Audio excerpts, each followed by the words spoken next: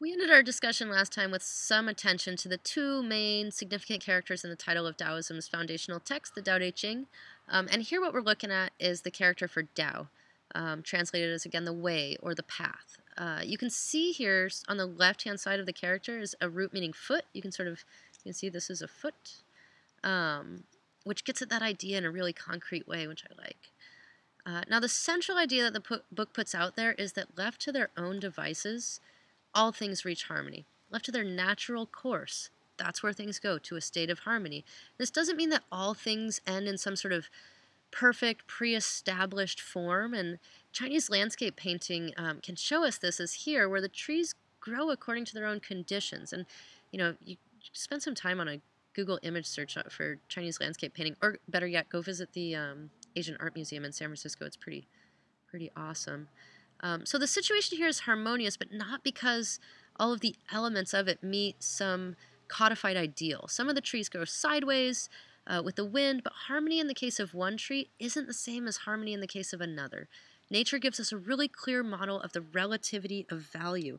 And this comes back to us, just to bring it back to the beginning of the semester, a recognition of the relativity of value, that it changes depending on where you're sitting, that like my perspective really is going to change the way I think of what is good and just and right and pure and all those wonderful things, that it's not a pre-given form across the everywhere. The relativity of value is central to that phenomenological stance that we began the semester with, and Taoism sort of knows this. It sees the relativity of value clearly in nature. It's valuable for some trees to grow tall, it's valuable for others to remain shrub-like, and for some others to grow like outright sideways. What counts as the natural course in nature has to do with particular conditions, and those conditions change. And so flexibility, or the ability to respond to the conditions at hand without being controlled by preconceived ideals and the violence that preconceived ideals perpetrate on an uncooperative reality, that's a virtue here. There's a Bob Dylan line that says, compares ideals and violence without ideals and violence, and it's a nice combination, because they really are more intertwined than we normally think. We think of idealism as a good and happy thing, but if you think, oh, if I am an idealist and I really have this idea, if I'm maintaining my ideal in the face of this uncooperative reality, then what I'm doing is diminishing the inherent value of that reality by holding it up to a standard that's not real, which is different from saying I have a goal towards which I stride in some kind of moral life, but that's another conversation. So the Tao Te Ching sees society as dominated by yang, by what came to be known as the Confucian virtues.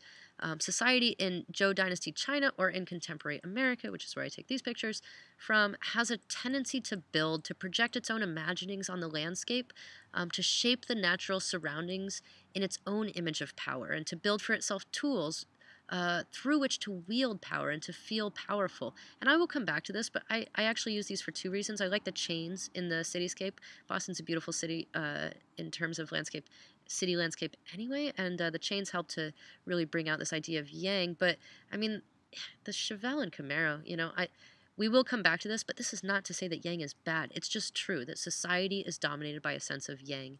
But because it sees society dominated by yang, it's in the interest of balance that it counsels yin, that the text counsels yin, a receptive, soft, yielding approach to the natural surroundings, one that doesn't impose ideas of order on the landscape, but moves through that landscape, mirroring its already existent natural order. And again, it really is important to realize that the point is very much not that yin is good and yang is bad. That's not what happens here. It isn't that yin is somehow inherently better than yang, but that harmony is the goal, and as beings existing within society, we already get plenty of yang. That's given to us, it's privileged, it's championed, but we have a tendency not to get enough yin. We have a tendency not to be counseled towards the receptive. So that's what the text says. In balance, one should cultivate within oneself. So the question becomes, how do we do this? How do we cultivate that balance? How do we let yin play its role? Do we have to go all meditatively mountainous about ourselves, or follow John Francis? That's this guy, and I do recommend him to you. He's pretty good. On his planet walking mission. And no, that's the answer. Of course not, unless, of course, it turns out that that is your natural course. No, we do it by practicing what the text calls wu wei. And this is often translated as non-action or passivity, but it isn't that. It isn't any more passive necessarily than is an earthquake or a waterfall. It's more of an action non-action or an effortless action. Trees grow, rivers flow, and they're sometimes incredibly active about this, but their activity is effortless. We talked about this a little last time in terms of day, and it's a tricky thing to put words to, and the text really does resist the intentionality of language. It says that the Tao that can be named is not the eternal Tao. So it does resist the intentionality of language while expressing at the same time its ideas through that language. So, the ideas are complex, the style is sparse. The book lends itself to ambiguous, contradictory readings. It's a bit of a puzzle. Central, though, is the idea that the evident order and harmony of nature equals the Tao. It is eternal. And its natural tendency is to peace, prosperity, and health. There can be no weapons here because weapons are instruments of aggression, of evil intentions. To celebrate victory for this text is to celebrate slaughter. Now, and it's always true with Taoism, there's the other side. That doesn't mean that life is all butterflies and unicorns.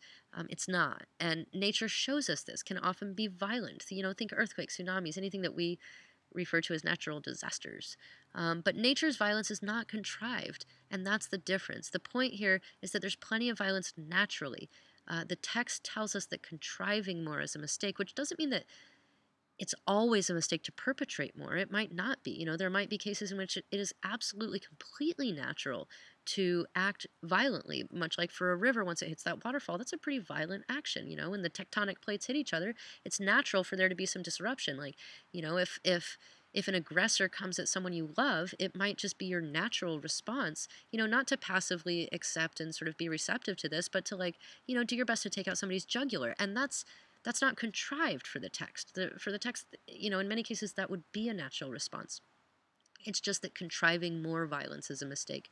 And you got to remember that Lao Tzu was living during the Warring States period. He did not counsel total pacifism. It would not have made sense because the natural course, again, might not always be a peaceful course. But we should be thoughtful about when our day is naturally expressed through violence and be careful not to contrive an excess of yang through violence for reasons of our own ego or our own, again, ideals.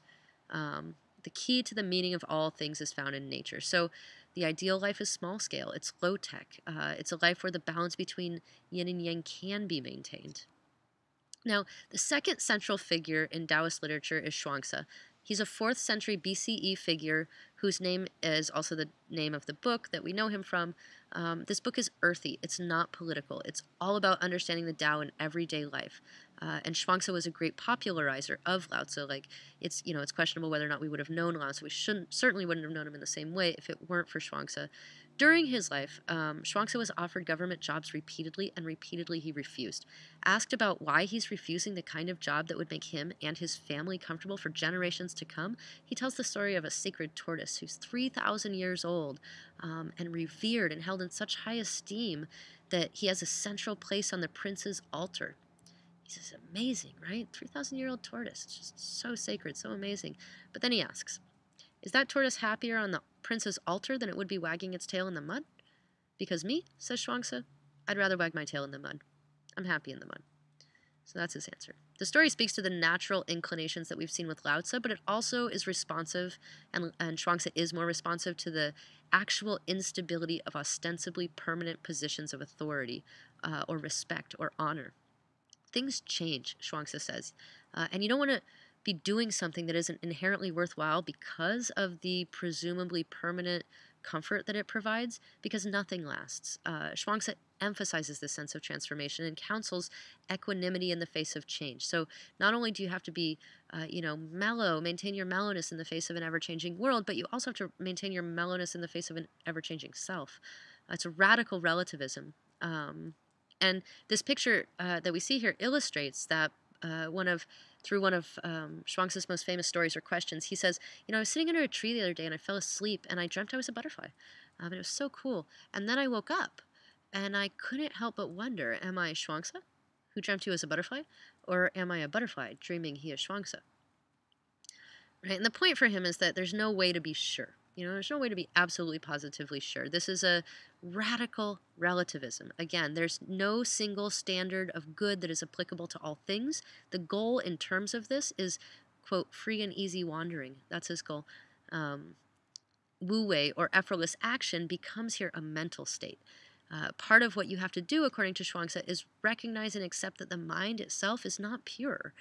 It's not altogether natural. It's not spontaneous. The mind, the thing that we've been with this parallel processor sitting on our shoulders, is evaluative. It is distinguishing. It is calculating. That's what it does. That's what it was built to do. So he says, let it be that. Like that's what it is. But don't let that define your life, because it's just one part of it. It's just one thing. So this free and easy wandering avoids solipsistic selfishness, which it might otherwise be heir to, because it carries for Shuangzi the attendant virtues of kindness, humility, and sincerity. You don't get to just freely and easily wander off whenever you like and leave someone else holding the bag, because, hey, why not? Maybe we're all dreaming here, right? No. Radically relative though this stance is, it's rooted in those virtues that remind us always that the life experience of others are at least as important or just as valuable as our own life experiences. So in closing, I want to briefly introduce the two major branches of Taoism. The first, known as classical or philosophical Taoism, is what we've talked about so far. It's the far more well-known branch of Taoism in the West especially, and it's the more syncretically involved branch of Taoism in the East. It sort of bleeds into activity without intentional effort. It's everything we've talked about so far. It evolved through the Tao Te Ching, and its ideal is that of the sage. That's the goal. That's what you want to aim at. That's what you want to be in this tradition. The Taoist sage is like a newborn child, like an uncarved block of wood, natural, full of potential, but something that looks dumb in the eyes of the world that, the yang-driven society doesn't necessarily appreciate. And note here that the goal is not escape from samsara. That's not what's going on in the traditions native to China. It's any more than that was the goal for Confucians. It's just not. The central virtues are, again, kindness, sincerity, and humility. The other branch of Taoism is what scholars most commonly refer to as religious Taoism. In religious Taoism, Lao Tzu is still a major figure, but he is revered as a god. Many a revelation were received detailing supernatural reality. These revelations were received with a special frequency during the 2nd century CE, and these revelations often brought with them the prophetic claim that Lao Tzu would return and reign over an era of great peace. Now, this was the transformation of Lao Tzu from a sage into a deity. For many, remember, he remains a sage, but for religious Taoists, he has become a deity. Religious Taoism has hundreds of scriptures, elaborate temple rituals. There's, one hereditary branch has a lineage of celestial masters that continues to this day, and there's also another branch that's monastic and not hereditary. The core of practice within religious Taoism is a combination of meditation and ritual. The goal is immortality. Or today, more often, longevity. Like a more balanced sense of, or humble sense of immortality. Along with Lao Tzu, there's a whole pantheon of immortals, usually 8, but the most common are 8, the most famous, but there's a whole pantheon of them, who lived in Panglai. This is the Blessed Isle. It's the, which practitioners sought, where it was believed that the magic mushroom grew, which would itself grant immortality. And without that, if they didn't get to Panglai, which to my knowledge no one did, I haven't heard it. They didn't report back. But without that, Panglai magic mushroom, Taoists practice meditation to strengthen the qi. Seen that probably? Sometimes it's spelled like this. They practice meditation to strengthen the qi, the vital psycho-spiritual life force, and they practice alchemy.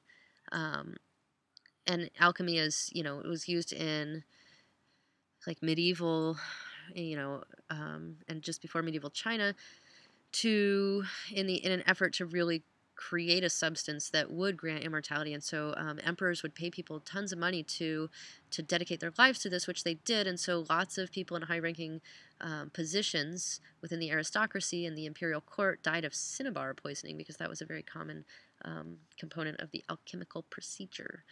Again, to my knowledge, nobody actually got immortality, but there's lots of meditative practices that have been used geared towards developing longevity and getting as close to immortality as you can. And so, some of them are like Taoists don't spit because you're not all, but part of the idea is that your bodily fluids contain chi. They contain that psychospiritual life force, that flowingness that keeps you balanced and keeps you in line with your yin and your yang.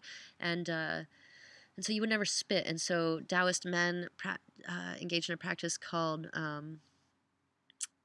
killing the white tiger, where you would, in intercourse, you would really work very hard not to ejaculate. You would revert the semen to the brain and keep your chi. And women, on the other hand, practice decapitating the red dragon, where you would really, through meditation, develop a technique where you stop menstruating because you want to keep that chi. So, this is a spectrum of experience, but it's gone through thousands of years of developing meditative practices to really help align your chi, strengthen it, in the interest of getting as close to immortality as you could. So one thing that we can see from Qi and from this very simplified chart of yin and yang, the characteristics of yin and yang, is that Chinese cosmology is process-oriented, as opposed to Western cosmology, which is far more substance-oriented. It's the flow that matters here, the change, the balance. So it's not that bright is good and dark is bad, or the other way around. You need both. You want both. You want this whole picture. And you see at the bottom there, the Hun Soul and the Po Soul, which I've not mentioned. The Hun Soul, people are understood to have two souls that balance one another and interact and are just as intertwined as this yin yang symbol, right? But they exist within you, and the Hun Soul is what goes to heaven, that brightness, that lightness, and the Po Soul stays in the grave. Not like it's worse. It's just that that's, something needs to stay on the earth, something needs to go towards the light. And I'd like to, think about this yin yang symbol here as not stable. I mean, one of the mistakes that we make in the West is looking at this like it is some kind of really stable form, and it's not. Imagine it in kind of a fractal, like ever growing, where the white becomes black and the black becomes white in a kind of swirling pattern of never ending balance. Again, because that's the idea. Keep it balanced. So, good luck with that. And next time we will turn to and begin our unit on indigenous traditions and New Age traditions. So it'll be our closing unit, and it's going to catch a bunch of different stuff into it.